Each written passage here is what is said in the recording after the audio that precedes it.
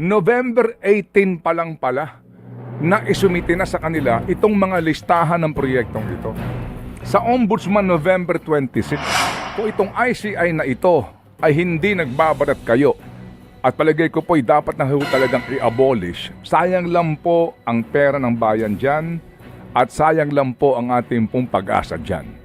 Yan po ay nagmimistulang clearing house nila kung sino ho lamang ang kanilang gustong tumbukin, with all due respect, Paskong Pasko.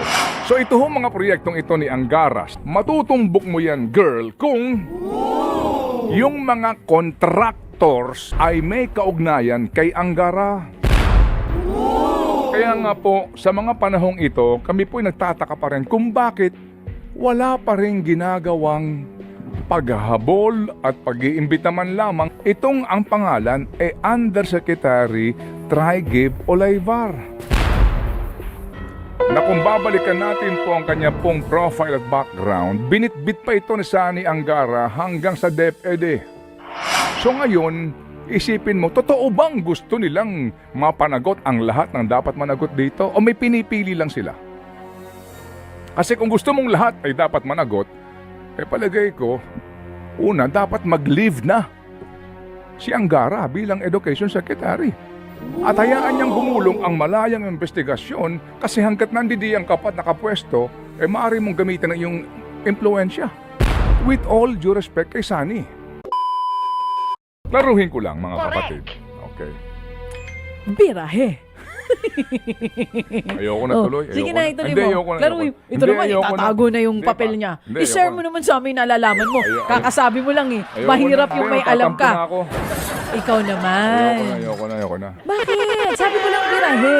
Nagtatampo na ako. Ba't ka naman nagtatampo sa akin? Parang Lagi naman ako lumalabas dito, uto-uto ako eh. Hindi yan totoo. Dito, ikaw lang uto-uto eh. Hindi. Ituloy mo yan. Mas okay tayong din. dalawa na, uto-uto. Oo, para mas cute. Birahe. Oh. Ha? Ano yung, share mo yung mga nalalaman mo naman. Oo. Meron ka bang alam na di namin alam? Ha? Hindi, again, mga kapatid, ano po, palagay ko dapat ho talaga dito maging matalino po tayo sa mga pangyayaring ito eh. Una, asan na si Saldiño? Pansin po ninyo na nahimik si Saldiño? Wala na siyang anuman pong installment doon sa kanyang vlog.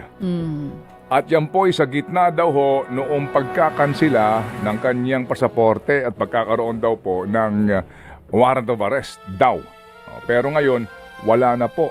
Pati ho si Pangulong Junior, tahimik na rin kay Saldiño. Wala na po. Lahat sila tahimik na kay asan na si Saldiño? Maliban doon sa balita na naguhukay daw ng 5 palapag na basement. Napurnada nga yung paghuhukay. Nasa na siya?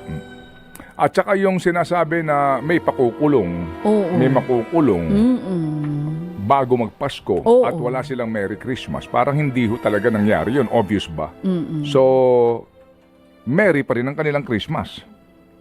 Naniningil na yung mga napangakuan. Hindi ba? Hindi mo naman. Siyempre, if you say something and you promise that you'll do it, you should do it, Mr. President. Hindi sige. po ba? Mahirap naman mangako na mangako eh. Yung benting bigas nga eh. Alam mo yung benting Pinalipas bigas, na nga natin ang problema dyan, mga kapatid, This is ridiculous. Birahe! Opo. Anong problema doon? Bukod sa lasa nun. Anong problema? Hindi. Sabi nga ni Professor Teodoro Mendoza, ang ibinunga niyan ay kasawian ng mga rice farmers. Yan ang sinasabi niyang bunga niyan. Oo, yung isyong yan. Hindi na bali ho yung kinabukasan po ng ating mga magsasaka. Basta lang daw po matupad yung ipinangako na hindi naman doable at nagbunga lamang po ng malaking subsidiya mula sa pera ng bayan. That's another issue, baby girl. Correct. So ito lang po, tunghayan po natin tong isyong ito. Ha? Sige. Okay. Paano nga naman kung ikaw si Vince Dizon at may mga pangalan doon ng mga miyembro ng gabinete? Iklaro ko lang na muli, kapag po sinabi na insertion, it is not illegal per se. By itself, hindi siya illegal. Opo. pag po sinabing ito ay allocable, meaning meron ng naka-reserve sa iyong pera. Hindi ba? Oo, sa iyong estado bilang cabinet secretary or bilang mambabatas, hindi rin po iyon illegal. Okay? Klaro yan, girl, ha? Para lang ho, pag ho binanggit sa isang report na ang si gantong senador, gantong congressman, o cabinet secretary, ay sinasabing nagsingit ng provision sa budget para sa proyekto, basically, walang illegal doon. Tama? Meron lang pong maaring sabihin natin sa panig po ng mga cabinet secretaries na irregularidad because that is not That's not the normal, norm. no? That's not the norm. Oo. Hindi po Correct. yan nasa Walang naisusulat sa libro na dapat ganun. Hindi ba? It's Kasi po, unusual. usually ang budget po, no, bawat departamento, kung sino ho yung cabinet secretary, sino po yung USEC doon, o yung mga mambabatas, sasaksak po, in this case po DPWH, ng kanilang mga pet projects. Pero kapag may mga nangingialam na ibang cabinet secretary, at meron silang mismong allocable, o kaya mismo sila nagsingit po ng proyekto, irregular siya. But, meron ba siyang nilalabag po na provision ng batas? Wala. As far as we know. Wala. Wala. Pero ho, yun, kahina-hinala. Ba't ka maghihinala? Eto na po iyon. Okay. Halimbawa, halimbawa lang po ito. Maganda itong ginagawa po ng Bilyonaryo Channel. Let's give them, 'di ba, the pagkilala talaga, no? Dahil in fairness, yan ang sabi mo nga, yan ng investigative journalism. Meron silang mga reports po na binibigyan po ng sapat na panahon. Para po laliman pa ang mga reports nila at ihayag po naman ito. And of course, no, sinasabi po nila, kinukuha namin yung panig nito pong mga binabanggit ng mga mambabat at mga opisyal, pero wala pa ho silang tugon sa kanila pong imbitasyon ng panayam. Nasa Basic po bakasyon naman yun. eh. Okay, halimbawa lang. No? Sample. Sample na natin. Education Secretary Sani Angara. Good morning, sir. Ang report ng Bilyonaryo Channel dito, doon sa kanila pong sinaliksik, hango po sa DPWH files na ito. Para daw po sa taong 2025, meron pong 105 projects. Bagamat siya po ay hindi na senador, baby girl, pero napaglaanan pa rin daw ho ng malaking pondo, and this time, ang chairman po ng Committee on Finance ay si Grace po. Alright? At si Saldi Niño. Silang dalawa ho yan. No? Ang pareho po na kumakatawan po sa Kongreso. At sa BICAM, hindi maaari maghugas ng kamay yung dalawa kasi kayo yung dalawang chairman ng dalawa pong kapulungan. Sa usapin po ng budget.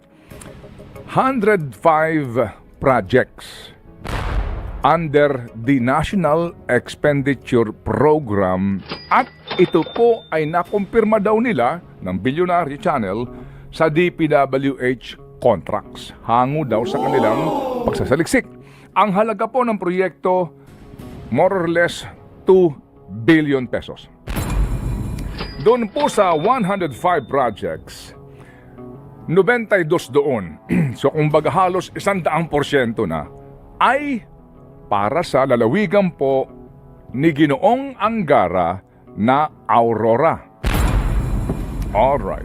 At dun po sa report nila, may sinasabi, gaya po ng nababanggit din ni Senator Ping Lacson, na ito'y under po doon sa BIP tsaka yung SIPAG.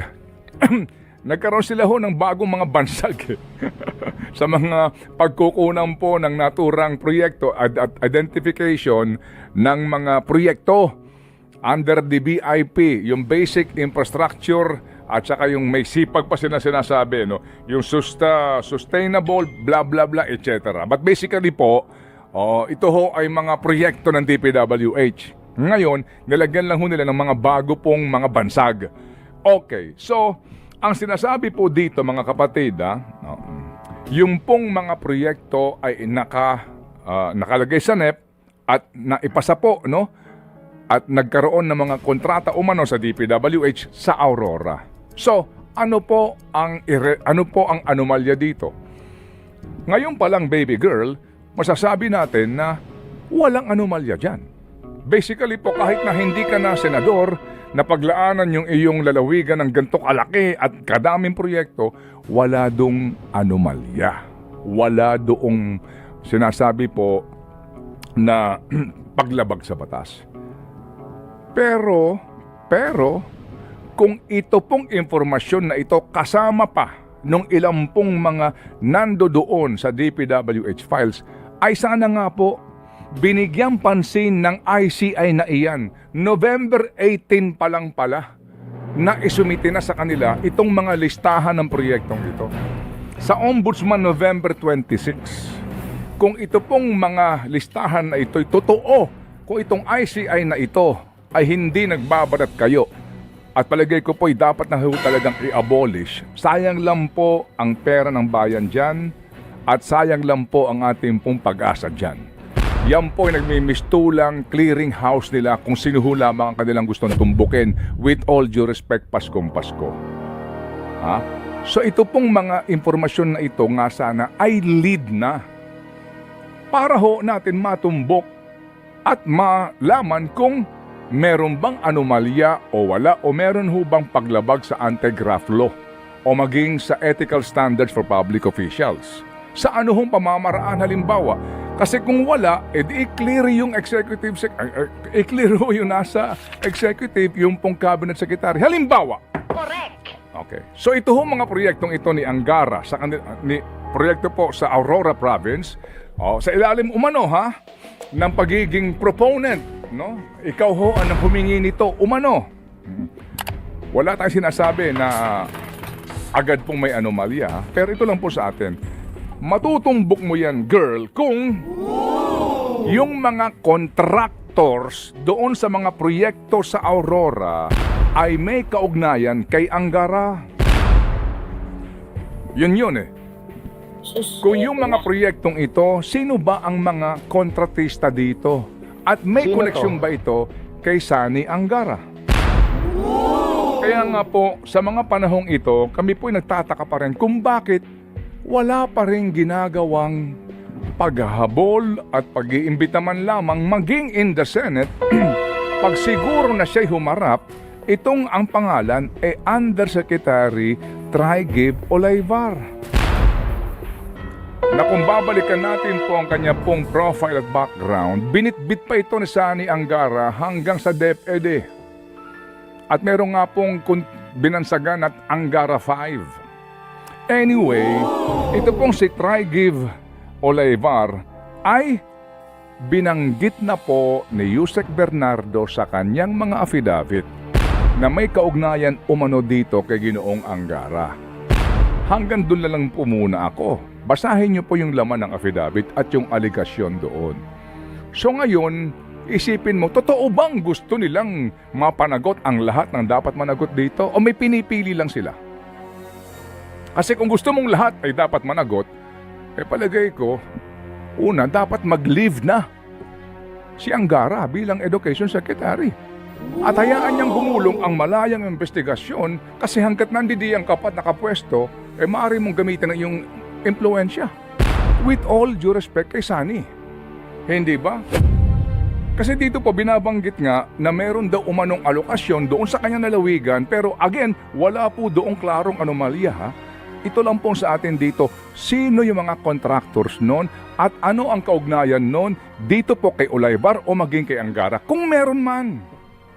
Bakit nga po hanggang ngayon wala pa rin pong patawag doon sa Olayvar? Ito ho ba'y nasa Pilipinas pa? Maging in the Senate, hindi ito inobliga. Yung Adrian Bersamin, ganun din po, hindi rin po inobliga. Bagamat nababanggit sila dito po sa mga affidavit ito. As a matter of fact, yung pong sinasabi na delivery ng halos 2 bilyon sa basement ng isang hotel sa Manila, Olayvar po ang starring doon, di ba? And so with Bersamin. Pero nung ipatawag nila at ipaharap nila at mapakinggan natin ang kanilang sagot sa mga bintang na ito. Bukas po ang aming programa kay Ginoong Olayvar o kay Adrian Bersamin at kay Ginoong Angara sa ating pinag-uusapan ngayon. Kung totoo na gusto mong malaman at malantad ang katotohanan at mapanagot lahat. Halimbawa din, Ba, ito sakto. Tumatawag na siya. Gusto magbigay ng pahayag. Hello, Sunny. Ay, Trillanes. Sorry. Hindi ang sorry po. Sige, tuloy niyo. halimbawa, Oh, sige. okay. May pangalan bang Ralph Recto? Ako'y natatanong, ha? Correct! Mayroon bang Ralph Recto na pangalan doon sa sinasabing Cabral Files na iyan na nasa executive branch at walang kaugnayan sa DPWH pero may mga sinasabi pa rin mga umano ay mga request for funding? Ako po lamang nagtatanong, meron ba? Mr. Leviste, Congressman, meron ba? Vince Dizon, meron ba? Kung meron man, ang tanong, kung meron man, totoo ba na yung mga proyekto ay naisama hindi lang sa NEP, kundi mismong sa line items ng DPWH? At kung meron man, ikaw kasi Gulat mo ko Oh, at kung meron man? at kung meron man, saang lugar yon na mga proyekto? Sa Batangas ba? Kung sa Batangas man, Oh, gugulat ka na naman sino ang mga kontratista? Sa Batangas ba? Nagtatanong nga Kaya ako. ngayon din, kung Batangas yan, good morning sa mga kamag-anak ko sa Batangas. Gusto ko lang bumati. Oh.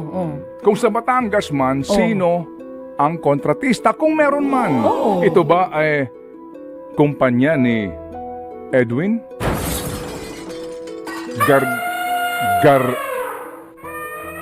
Jola? Tama, kid, no? Nagtatanong po lamang kami. May kaugnayan ba yung Congressman Garjola kay Ralph Recto? Nagtatanong po lamang kami. Kung ikaw si Vince Dizon, Oo. Ako si Vince, di na ako talaga sasagot sa inyo pag ganyan. Sek Vince, iintindihan ka na namin. hindi, kung ikaw si Vince Dizon, Oo. oo. At ikaw ang DPWH Secretary, okay? Ikaw ang may impormasyon dito sa sinasabing Cabral Files na ito. Ikaw mismo may hawak ng listahan o na meron pang mga notation, ha? Mga notes, handwriting, kung ano mga instruction noong pong SMB. Hindi San Miguel Beer yan. Hindi San Miguel Beer. Sa Secretary Manny Bonoan. Ha? May mga notations po, yung mga inaaprubahan o mga rekomendasyon. Kung ikaw si Vince Dizon at meron kang kasamahan sa gabinete na nasa sangkot dito, magsasabi ka ba ng katotohanan? Ilalahad mo ba lahat ng laman nitong mga files na ito? Bubuksan mo ba ang lahat ng ito sa publiko? Ipaalam mo ba ang laman nito? Kung ikaw si Vince Dizon. Kaya ako isipin ko din, kung ako si Vince, talaga namang medyo magmumuni-muni muna ako. Ako muna yung mag-iisip-isip. Kasi mahirap din kung ikay pumuposisyon para sa 2028. Dahil hindi po maitatago ang katotohanan kung sakasakali pong talagang pagtatakpan. Dahil may panahon po na ito'y lalabas at lalabas pa rin. So mga kapatid, ikaw kasi, ayoko na. Ituloy mo. Ha? Huwag mo kami binibitin. Hindi, ang Pero, lahat, nagtatanong lang kami, ha? naman. Oo, ang oo. lahat ng ito ay katanungan lamang. Oo. Kasi nga, yung files na iyan na sinasabi, Wala namang masamang magtanong di ba? Opo. Yung sinasabing ho natin nga na yung pagkakaugnay dito sa mga taong ito. Oo. So, kasi meron kang ginising Oo. at may gusto ka yatang itanong. Ay, ikaw na magtanong. Mauuna na ako tungkol Ay, dito sa ako'y isyong ito. titigil na muna ako dito. Oo, kasi hindi po pwede ngayon si Congressman Leviste. So ito, tanungin din natin siya. From ACT Teachers Party List, mga kapatid, may kaugnayan pa rin po dito nga po sa sinasabi na DPWH leaks na ito. Hindi, unahin mong katanungan sa kanya, ipinangako din sa kanya. Yung pinangako sa atin na may makukulong. Ang ganon. Gusto mo yun ang una itanong ko? Oo. Bago tong mga sinasabi na Sige, ito. okay, go Sige. ahead. Kasama na po natin nasa linya, mga kapatid, Congressman Antonio Tino mula po sa ACT Teachers Party List. Magandang umaga po, Congressman.